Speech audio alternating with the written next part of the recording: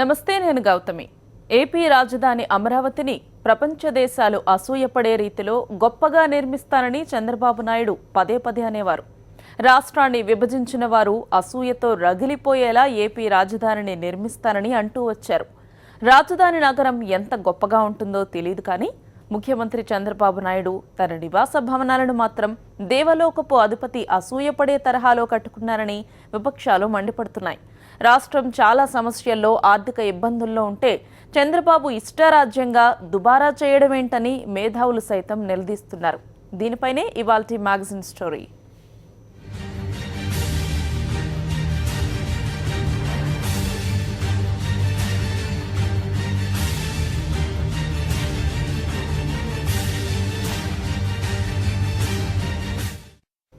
రాష్ట్రం ఆర్థికంగా చాలా ఇబ్బందుల్లో ఉందంటారు.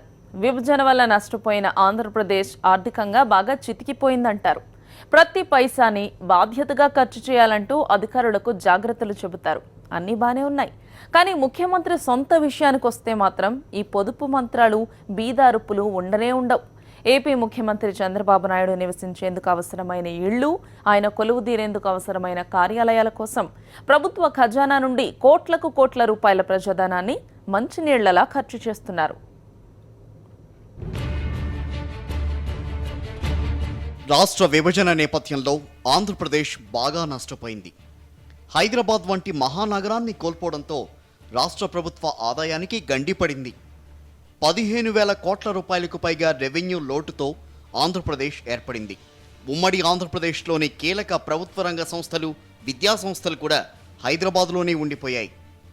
ఆంధ్రప్రదేశ్లో ఈ లోటును భర్తీ చేయడానికి కొత్త సంస్థలు ఏర్పాటు చేస్తామన్న విభజన హామీ పూర్తిగా అమలు కాలేదు. ఆర్థికంగా ఆంధ్రప్రదేశ్ చాలా కష్టాల్లో ఉందన్నది అందరికీ తెలిసిందే. ఆర్థిక సంక్షోభాన్ని అడ్డుపెట్టుకుని ప్రభుత్వం ఎడాపెడా అప్పులు చేసేసిందని ఆర్థిక రంగ నిపుణులు విమర్శలు గుప్పించారు కూడా.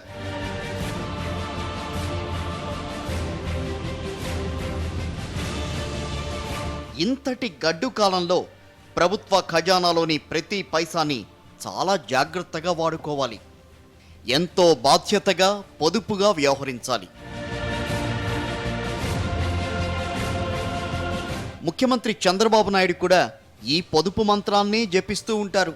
ఇప్పుడు మనం జీతాలు కూడా ఇవ్వలేకపోతున్నాం కదా. ఈ నెలలో మనం ఇవ్వాల్సిన కమిట్మెంట్స్ కూడా మనం ఇవ్వలేకపోయాం. ఇప్పుడు మన ఓడి ఎక్కువైపోయి కృష్ణా పుష్కరాలకు చేసిన డబ్బులు ఇంకా పే చేయలేం మనం. ఇక్కడ గవర్నమెంట్కి ఉండే ఇబ్బందులు గవర్నమెంట్కి ఉన్నాయి. కొత్త రాష్ట్రం కొన్ని ఇబ్బందులు ఉన్నాయి, కానీ దీన్ని ఫాలో అప్ చేసి తప్పకుండా న్యాయం చేస్తాం, తొందరలో పరిష్కారం చేస్తాం.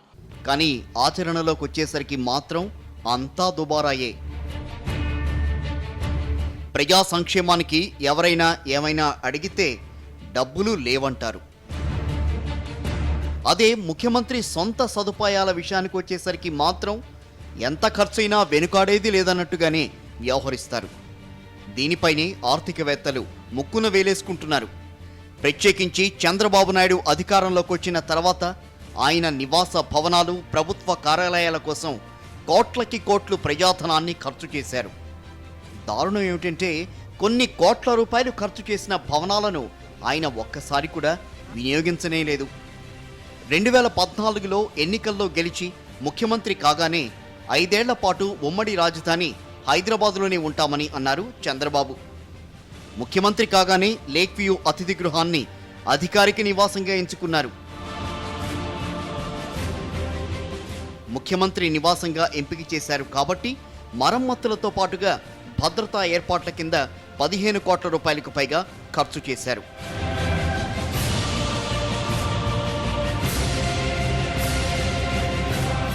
ఓ పక్క ఈ ఆధునికీకరణ పనులు జరుగుతూ ఉండగానే మరోపక్క హైదరాబాద్లోని సచివాలయంలో ఎల్ బ్లాక్లో చంద్రబాబు నాయుడు ఆఫీసుల హంగుల కోసం మరమ్మతులు చేయించారు. ఇందుకోసం 30 కోట్ల రూపాయలకు పైగా ప్రజాధనాన్ని మంచినీళ్లలా ఖర్చు చేశారు.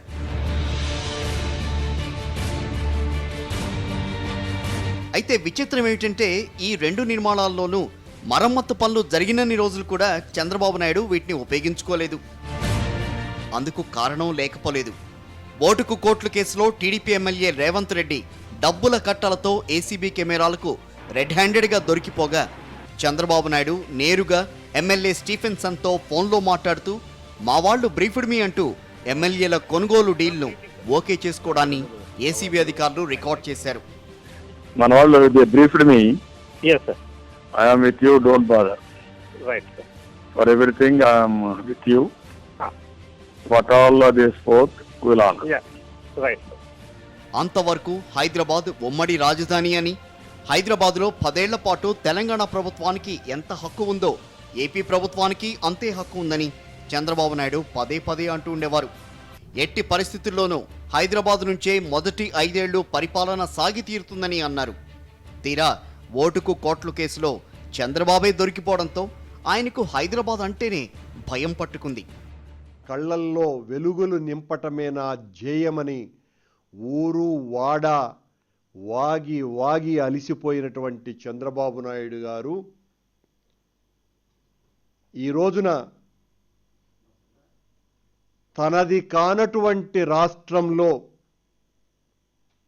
10 సంవత్సరాలు ఉమ్మడి రాష్ట్ర రాజధానిగా ఉంటుంది అనని విభజన చట్టంలోనే పేర్కొన్నటువంటి హైదరాబాద్ నగరం నుంచి ఓటుకు నోటు కేసులో ఇరుక్కుంటానేమోనన్నటువంటి భయంతో ఆ రోజు నుంచి పరుగులు పెట్టి పరుగు పందాలలో పరిగెత్తే వాళ్ళ కంటే ఎక్కువగా పరిగెత్తి అమరావతిలో పాలన ప్రారంభించినటువంటి చంద్రబాబు నాయుడు గారు తనది కానటువంటి ఈ రాష్ట్రంలో ఆ రాష్ట్రంలో 10 ఏళ్ల పాటు హైదరాబాద్ నుంచే పరిపాలిస్తే రకరకాల ఫోన్ కాల్స్ను తెలంగాణ నిఘా విభాగం రికార్డ్ చేస్తే లేనిపోని తలనొప్పులు తప్పవని అనుకున్నారో ఏమో కానీ ఓ శుభరాత్రి వేళ హఠాత్తుగా హైదరాబాద్ నుంచి మకాం మార్చేయాలని నిర్ణయం చేశారు.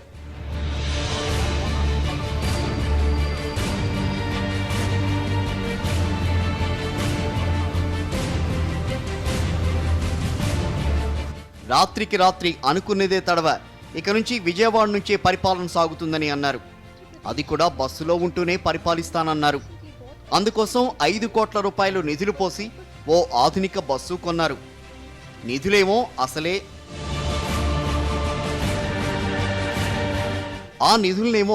అసలే నష్టాల్లో ఉన్న ఆర్టీసీ ఖజానా నుండి తీసుకున్నారు.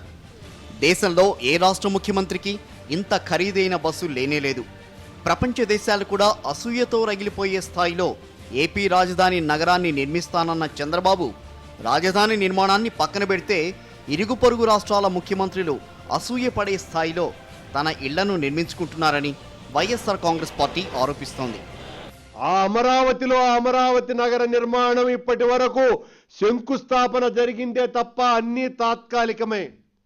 కానీ చంద్రబాబు గారి ఇల్లు ఆ అమరపురిని ఈయనగారు నేను సింగపూర్ లాంటి రాజధానిని చేస్తా, దావోస్ లాంటి రాజధానిని చేస్తా, షాంఘై లాంటి రాజధానిని చేస్తా అంటే జనమంతా కూడా నమ్మినారు. నిజంగానే చేస్తాడేమో అమరావతిని అంటే కాదు సుమా, ఆయన అమరావతిని కాదు, అమరావతి లాంటి ఆయన ఇంటిని సింగపూర్లో ఇల్లులాగా, షాంఘైలో ఇల్లులాగా, దావోస్లో ఉండేటువంటి అత్యంత ఖరీదైనటువంటి ఇల్లులాగా నిర్మించుకున్నారు అని ఇప్పుడు అందరికీ కూడా చెప్పకనే చెప్పినారు.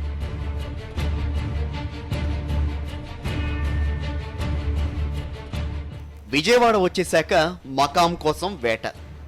నీటిపారుదల శాఖ కార్యాలయాన్ని ముఖ్యమంత్రి కార్యాలయం కోసం తీసుకున్నారు. అదనంగా ఓ స్టేట్ గెస్ట్ హౌస్ నిర్మాణానికి శ్రీకారం చుట్టారు. వీటి కోసం కేవలం 21 కోట్ల రూపాయల ప్రజాధనాన్ని మాత్రమే ఖర్చు చేశారు. ఆ తర్వాత కృష్ణానదీ తీరాన నిబంధనలకు విరుద్ధంగా అస్మదీయుడు లింగమనేని నిర్మించుకున్న ఓ నివాస భవనాన్ని తన అధికార నివాసంగా ఎంచుకున్నారు చంద్రబాబు. అంతవరకు ఆ భవనాన్ని తొలగించాలన్న నిర్ణయంతో ఉన్న అధికార యంత్రాంగం చంద్రబాబు నిర్ణయంతో వెనక్కి తగ్గింది. లింగమనేని భవంతిలో ముఖ్యమంత్రి కొలువుదీరడానికి కావలసిన హంగులు, ఆర్భాటాలు, ఇంటికి దారితీసే రహదారుల నిర్మాణం, ఇతర మౌలిక సదుపాయాల కల్పన కోసం 30 కోట్ల రూపాయల ప్రజాధనాన్ని చేతికి ఎముక లేకుండా ఖర్చు చేసేశారు. హైదరాబాద్ నుండి విజయవాడకు మకాం మార్చేసిన తర్వాత హైదరాబాద్లోని మదీనాగూడలోని చంద్రబాబు గెస్ట్ హౌస్కు ప్రభుత్వ నిధులతో ఆధునికీకరణ పనులు చేపట్టారు. ఇందుకోసం 3.5 కోట్ల రూపాయల చమురు వదిలించారని సమాచారం. ఈ మరమ్మత్తు పనులు పూర్తి కాగానే ముఖ్యమంత్రి కుటుంబ సభ్యులు హైదరాబాద్లోని స్టార్ హోటల్ పార్క్ హైత్కు మకాం మార్చారు. 5 నక్షత్రాల హోటల్లో ఏకంగా ఓ అపార్ట్మెంట్నే అద్దెకి తీసుకున్నారు. అద్దెతో పాటుగా ఇతర సదుపాయాల కల్పన కోసం నెల కేవలం 30 లక్షల నుంచి 50 లక్షల రూపాయల మేరకు ప్రజాధనాన్ని ఉదారంగా ఖర్చు చేస్తున్నారు. ఈ అద్దెను ప్రభుత్వమే భరిస్తోంది. అలా ఇక్కడుంటూనే జూబ్లీహిల్స్ రోడ్ నెంబర్ 65లో ఇంద్రభవనాన్ని తలదన్నే చంద్రభవనాన్ని నిర్మించారు. 1309, 1310 ప్లాట్ నెంబర్లలోని 2479 గజాల సువిశాల విస్తీర్ణంలో 10 కోట్ల రూపాయలు ఖర్చు చేసి ఈ కొత్త ఇంటిని కట్టుకున్నారు. ఈ నివాస భవనంలోని ఇంటీరియర్స్ అన్నీ కూడా దేశ విదేశాల నుంచి ఇంపోర్ట్ చేసినవే. ఈ నూతన గృహంలో సోమవారం నాడే చంద్రబాబు నాయుడు అత్యంత రహస్యంగా గృహప్రవేశం చేశారు. పోలీస్ పహారా నడుమ ఎవ్వరిని అనుమతించకుండా మీడియాను సైతం అడ్డుకుని గృహప్రవేశ కార్యక్రమాన్ని చాలా గుట్టుగా నిర్వహించారు. ఇంత రహస్యం ఎందుకోసమని విపక్ష నేతలు నిలదీస్తున్నారు. హైదరాబాద్ నగరంలో సదాం హుస్సేన్ బంకర్లతో నిర్మించుకున్నటువంటి విధంగా కట్టుకున్నారో లేదా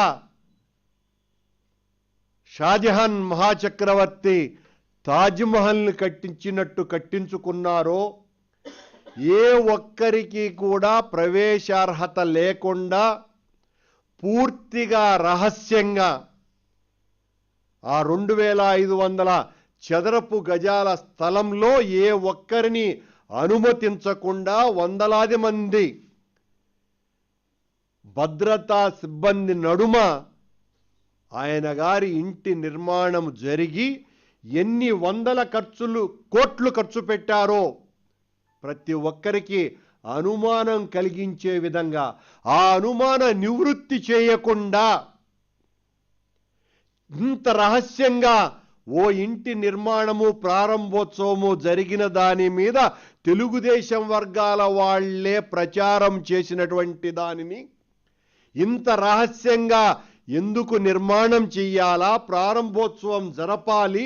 నేను 32 సంవత్సరాలు రాజకీయాల్లో ఉన్నా. మా ఇంట్లో 3 రూములు ఉన్నాయి తమ్ముళ్ళు.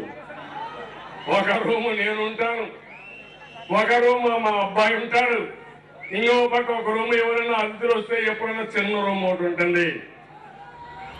గతంలో చంద్రబాబు నాయుడు ఎప్పుడు మాట్లాడినా తన ఇల్లు చాలా చిన్నదని, 2 గదులే ఉంటాయని, ఎవరైనా అతిథులు వచ్చినా పడుకోవడానికి కూడా చాలా ఇబ్బందిగా ఉంటుందని చెప్పుకొచ్చేవారు.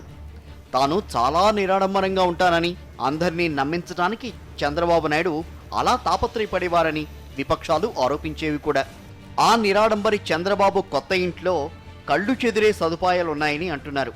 మొత్తం 16 గదులు, సమావేశాలు నిర్వహించుకోవడానికి వీలుగా 6 విశాలమైన హాల్స్, ఎక్సర్సైజులు చేసుకోవడానికి ఏకంగా 3 జిమ్ములు, ఓ అద్భుతమైన స్విమ్మింగ్ పూల్ ఉన్నాయంటున్నారు. వీటితో పాటుగానే చంద్రబాబు నాయుడు కారు 2వ అంతస్తు వరకు నేరుగా వెళ్లేలా నిర్మాణం ఉంటుందిట. ఇక సెల్లార్లో 30 కార్లను పార్కు చేసుకునే విధంగా పార్కింగ్ ఏర్పాట్లుంటాయి. ఈ భవనాన్ని చూస్తూ ఇంద్రలోకపు అధిపతి కూడా అసూయ పడాల్సిందే అంటారు లోపలికెళ్లి చూసొచ్చిన వారు. రాష్ట్రం చాలా ఇబ్బందుల్లో ఉందని బేదారుపులరిచే చంద్రబాబు నాయుడు తన సొంతానికి మాత్రం ఇంతటి దుబారా చేయడం ఎంతవరకు సమంజసమని ప్రజా సంఘాల నేతలు నిలదీస్తున్నారు. తాను నిరాడంబరుడునని, ప్రజల డబ్బుకు పూచీకత్తుగా ఉంటూ నిజాయితీకి మారుపేరుగా వ్యవహరిస్తారని, ప్రజాధనాన్ని ఎట్టి పరిస్థితుల్లో దుబారా చేసే ప్రసక్తే లేదని చంద్రబాబు నాయుడు అవకాశం వచ్చిన ప్రతిసారి అంటూ ఉంటారు. అయితే వాస్తవంలోకి వస్తే మాత్రం అంతా రివర్సే అంటారు మేధావులు. ఉద్యోగులందరినీ ఏపీకి తరలించేసిన చంద్రబాబు నాయుడు తాను మాత్రం హైదరాబాద్లో కూడా ఇంద్రభవనం లాంటి ఇంటిని కట్టుకున్నారని ప్రజా సంఘాలు ఆరోపిస్తున్నాయి. ఇంద్రభవనాలను తలదన్నేలా చంద్రభవనాలను కట్టారు, బానే ఉంది. మరి విపక్షాలు, ప్రజా సంఘాలు ఏమంటున్నాయి? వివరాలు చిన్న బ్రేక్ తర్వాత చూద్దాం. Stay with us.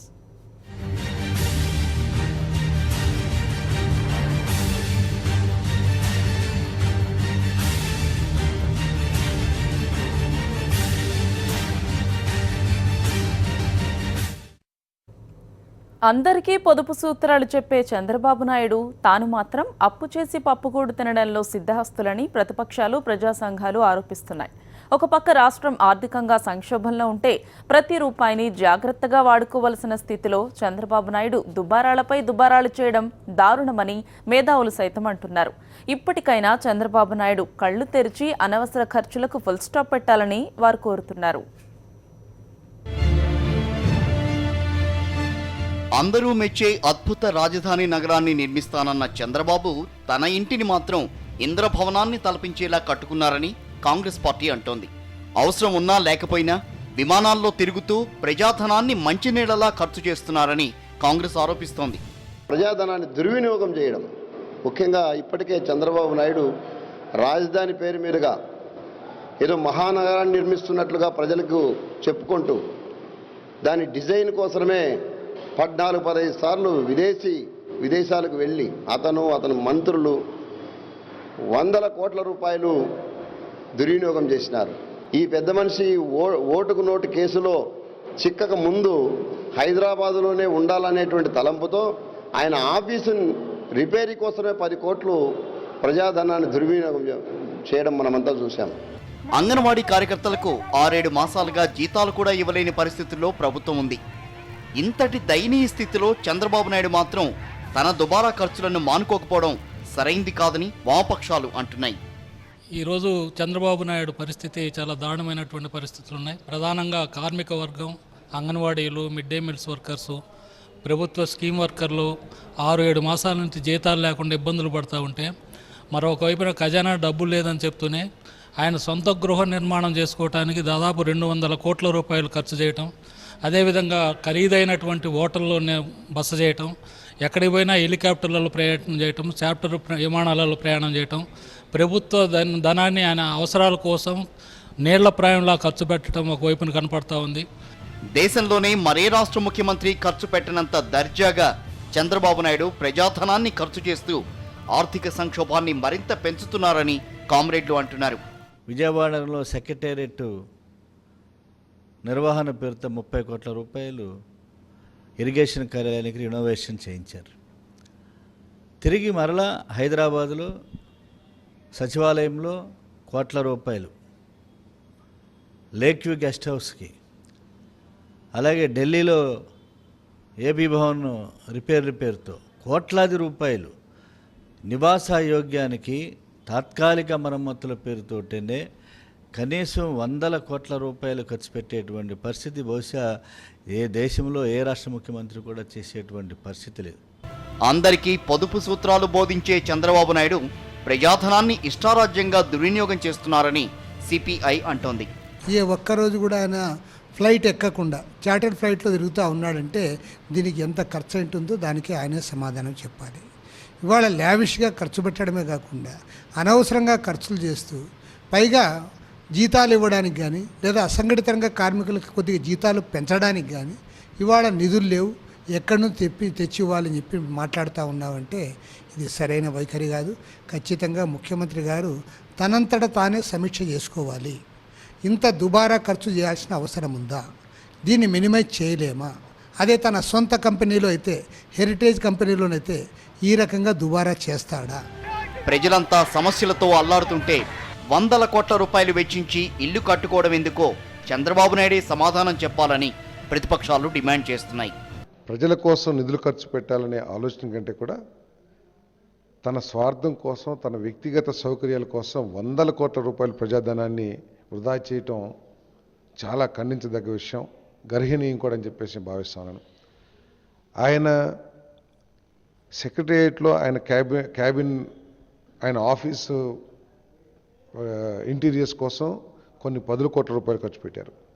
Lake view, private ఎయిర్లైన్స్లు ఇప్పుడు మళ్ళీ దాదాపు కొన్ని 100 కోట్ల రూపాయలతో జూబ్లీ హిల్స్లో ప్రభుత్వ ధనాన్ని కూడా వాడుకుని దాదాపు కొన్ని 100 మంది కొన్ని వేల రోజులు మ్యాండేస్ అంటే పోలీస్ యంత్రాంగాన్ని ఆ ఇంటి చుట్టూతోనే నియోగించారంటే ఏ ఉద్దేశంతో అంత ప్రభుత్వ ధనాన్ని వృధా చేశారో చంద్రబాబు నాయుడు గారు చెప్పాల్సిన అవసరం ఉంది. దాంట్లో ప్రభుత్వ ధనాన్ని ఎంత వాడుకున్నారని కూడా చెప్పాల్సిన అవసరం ఉంది. ఈ మధ్య రాష్ట్రమంతా విపరీతమైన కరువుతో అల్లాడుతూ ఉంటే రైతులు ఆత్మహత్యలు చేసుకుంటా ఉంటే, కూలీలు వలసలు పోతూ ఉంటే ఈయన ఇంద్రభవనాన్ని హైదరాబాద్లో నిర్మించుకొని అక్కడికి మానవులు ఎవరు రాకూడదని, నేను రాజును, ఇది అంతఃపురము, నేను నా కుటుంబ సభ్యులు మాత్రమే ఉండాలా, చివరికి సెల్ ఫోన్లు కూడా అనుమతి లేదు అని దాదాపు 100 కోట్ల పైగా ఖర్చు పెట్టి ఈరోజు హైదరాబాద్ నడిబొడ్డులో కట్టడం అంటే ఏం దీని అర్థం? ఎన్నికల ప్రచారంలో ప్రతి ఒక్కరికి ఇల్లు కట్టిస్తామన్న చంద్రబాబు నాయుడు తనకు మాత్రం బ్రహ్మాండమైన ఇల్లు కట్టించుకున్నారని విపక్షాలు అంటున్నాయి. ఇంటింటికి ఓ ఉద్యోగం ఇస్తానన్న చంద్రబాబు నాయుడు తన ఇంట్లో మాత్రం తన తనయుడు లోకేష్కు మంత్రి పదవిని కట్టబెట్టి ఉద్యోగం కల్పించారని విపక్షాలు తప్పుపడుతున్నాయి. చంద్రబాబు వైఖరికి నిరసనగా ఆందోళనలకు తాము సిద్ధంగా ఉన్నామని విపక్ష నేతలు హెచ్చరిస్తున్నారు. ఆయన ఇంటికి ఒక జాబ్ అని చెప్పి ఎవరికి ఇచ్చాడు జాబు? ఆయన కొడుకు ఒక జాబ్ ఇచ్చాడు. అదేవిధంగా అందరికీ ఇంటికి ప్రతి వారికి ఇంటి సౌకర్యం ఇస్తానని ఆ ఇంటిని మాత్రం శుభ్రంగా కోట్ల రూపాయలు పెట్టి కట్టుకున్నాడు. అందుకని ఆయన చెప్పే ప్రకటనకి చేసే ప్రయత్నాలకి ఏమాత్రం కూడా పొంతం లేదు. ఈ రాష్ట్ర ప్రభుత్వ ఖజానాని సొంతానికి దుర్వినియోగం చేసేదాన్ని తీవ్రంగా ఖండిస్తున్నాం. అప్పు చేసి పప్పుగోడు చంద్రబాబు నాయుడు గారికి చాలా ఇష్టం. అప్పు చేయటం అన్నా, దుబారా ఖర్చు అన్నా బహుశా భారతదేశంలో ఏ రాష్ట్ర ముఖ్యమంత్రి కూడా చేయరేమో. ఇటీవల కాగ్ నివేదిక ప్రతి సందర్భంలోనూ కూడా, ప్రతి ఖర్చులోనూ కూడా తప్పుపట్టినటువంటి పరిస్థితిని చూసాం. నీతులనేవి ఎదుటివారికి చెప్పేటందుకేనని చంద్రబాబు నాయుడు అనుకుంటూ ఉంటారని విపక్షాలు అంటున్నాయి. చంద్రబాబు నాయుడు ఇప్పటికైనా తన దుబారాకు చెక్ చెప్పకపోతే విపక్షాలన్నీ కలిసి పెద్ద ఎత్తున ఉద్యమించక తప్పదని నేతలు హెచ్చరిస్తున్నారు.